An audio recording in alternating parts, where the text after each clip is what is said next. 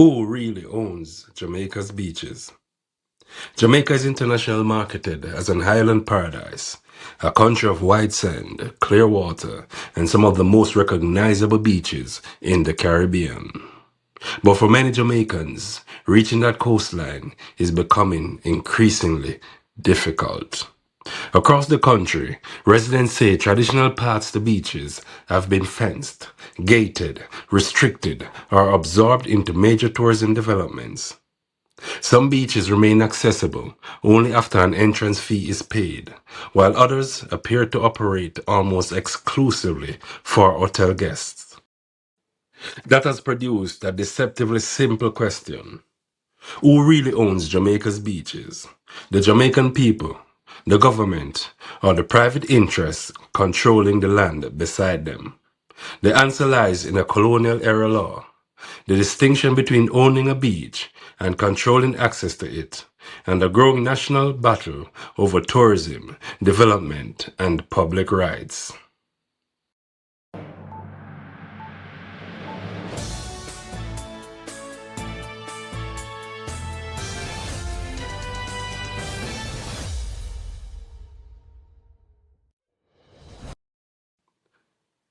The first important distinction is between the shoreline and the land used to reach it. A hotel or private landowner may own property adjoining the sea. That does not necessarily mean the company owns the sea itself.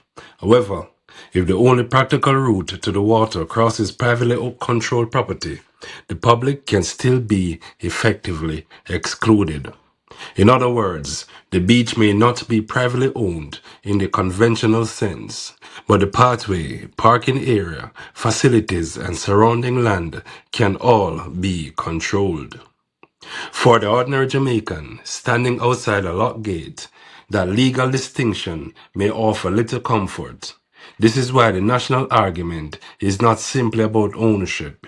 It is also about whether Jamaicans have an enforceable right to reach and use their coastline. The principal legislation is the Beach Control Act, enacted in 1956, 6 years before Jamaica became independent. The act governs the foreshore, the seabed, and the water over it.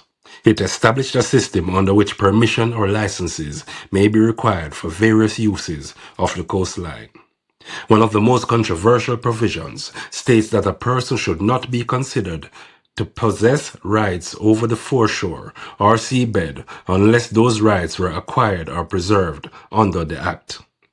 The legislation does not give every Jamaican an automatic unrestricted right to enter any beach by crossing adjoining land. It also protects certain pre-existing rights, including some fishing rights that existed before the legislation took effect. The complete law is available through Jamaica's Ministry of Justice. This means the popular statement that all beaches in Jamaica are public is too simplistic. The sea is a natural, national resource, but that does not automatically create a public pathway through private property. Nor does the existing law guarantee that every citizen can use every part of the coastline without conditions.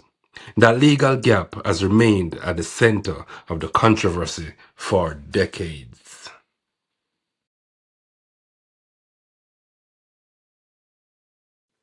Tourism is one of Jamaica's most important industries.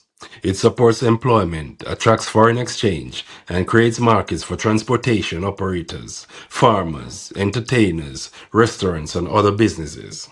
Successive governments have therefore encouraged major hotel investment, particularly along the north and west coasts.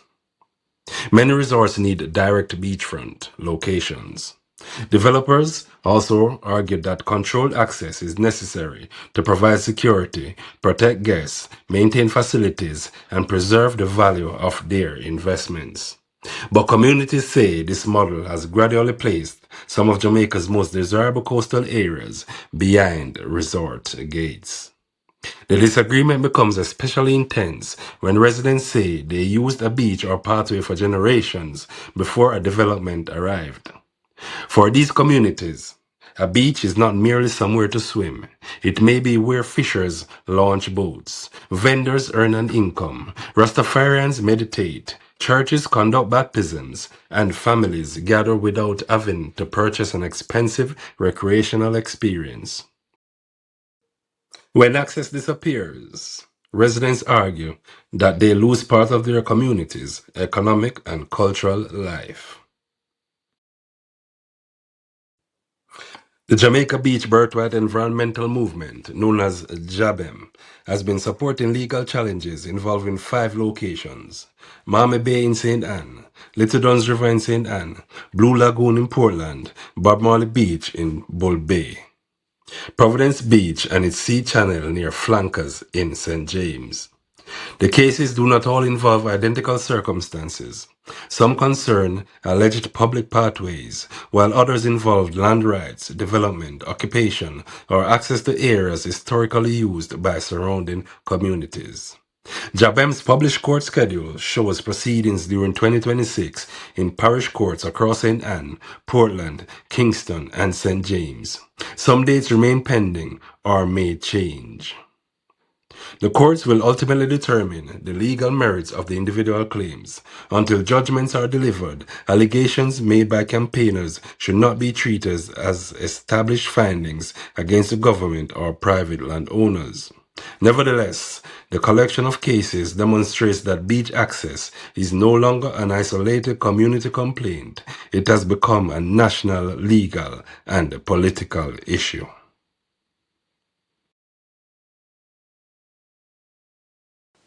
Communities may attempt to prove that a road, track, or pathway became a public right-of-way through long and uninterrupted use.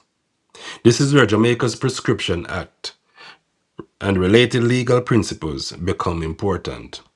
The Beach Control Act itself provides a process through which the authority may seek a court declaration concerning the public's right to use a beach, land, road, track, or pathway where appropriate evidence exists. But proving such a right can be complicated. Residents may have to establish how long the route was used, whether the landowner permitted or opposed that use, whether access was genuinely continuous, and whether the claimed route is legally identifiable. Memories, photographs, maps, old surveys, and testimony from elderly residents can therefore become important evidence. A community may sincerely regard a beach as public because everyone used it for decades. In law, however, historical use and legally protected access are not always the same thing. That uncertainty leaves communities vulnerable when valuable coastal land is sold or redeveloped. The government says it recognizes that beach access has been inadequate and that Jamaicans deserve better recreational spaces. It points to projects such as Harmony Beach Park in Montego Bay and plans to upgrade or develop beaches including Prairie, Success, and Paget. These projects can provide parking, bathrooms, security, lifeguards, commercial spaces, and facilities for people with disabilities. The government previously announced plans to improve at least 9 beaches for public use. Its argument is that meaningful access requires more than leaving an unmaintained strip of sand open. Beaches must also be safe, sanitary, environmentally managed, and capable of accommodating visitors. Officials have also said that corridors to the sea are increasingly being required where public land is involved in new developments. In April 2026, Prime Minister Andrew Holness tabled a new beach access policy. He acknowledged that the Beach Control Act and its earlier amendments did not adequately resolve the access problem and said the legislation would have to be replaced. According to the policy outline, the proposed framework is intended to create modern definitions of the beach, foreshore, backshore, and water shelf, explain how the government will improve public access, identify required legislative amendments, change the considerations applied to new development approvals, establish rules for investment in constructed or artificial beaches. The government says their objective is orderly, safe, equitable, and sustainable access to Jamaica's natural assets.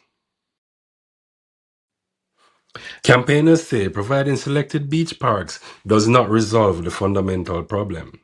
Their concern is that the government may decide which beaches Jamaicans can access, at what times and under what conditions, while other stretches of coastline remain effectively reserved for hotels, developers, or those able to pay. They distinguish between a government-granted privilege and a legally guaranteed right. Jabem is calling for what it describes as free, permanent, and unrestricted rights to reach and use Jamaica's beaches.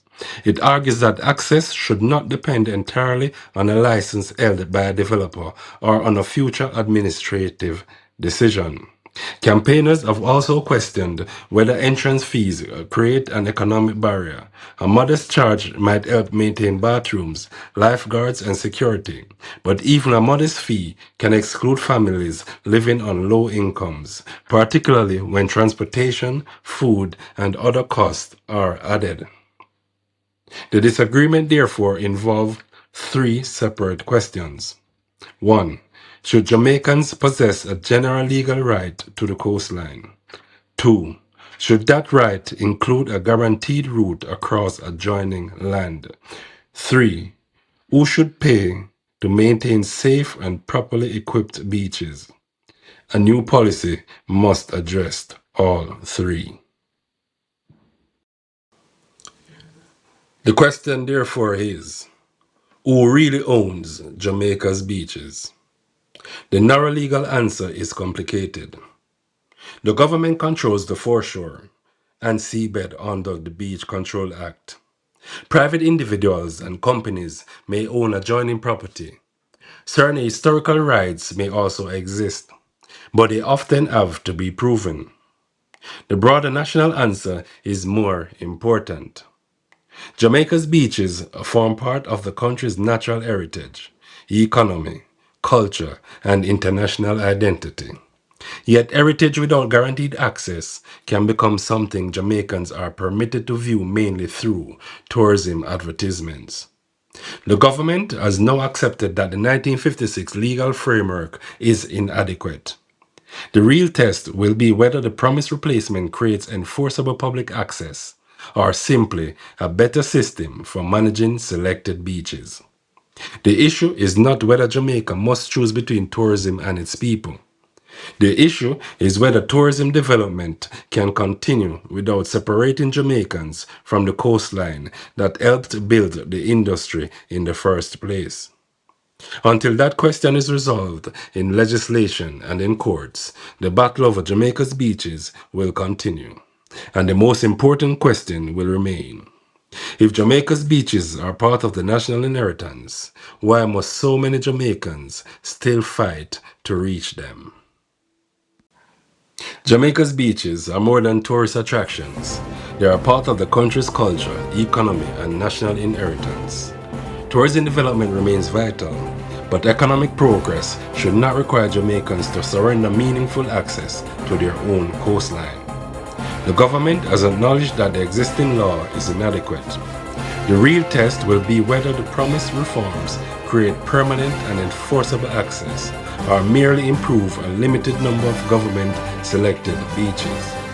So who should control Jamaica's beaches? Should access always be free? Or are reasonable fees necessary to maintain safe facilities? Share your views in the comments. Subscribe to Jamaica News Now for more in-depth reports examining the issues shaping Jamaica and the diaspora. I'm your host. Thank you for watching. Subscribe today, turn on notifications, and never miss the stories that matter most. Jamaica News Now, your highlands, your news, right now.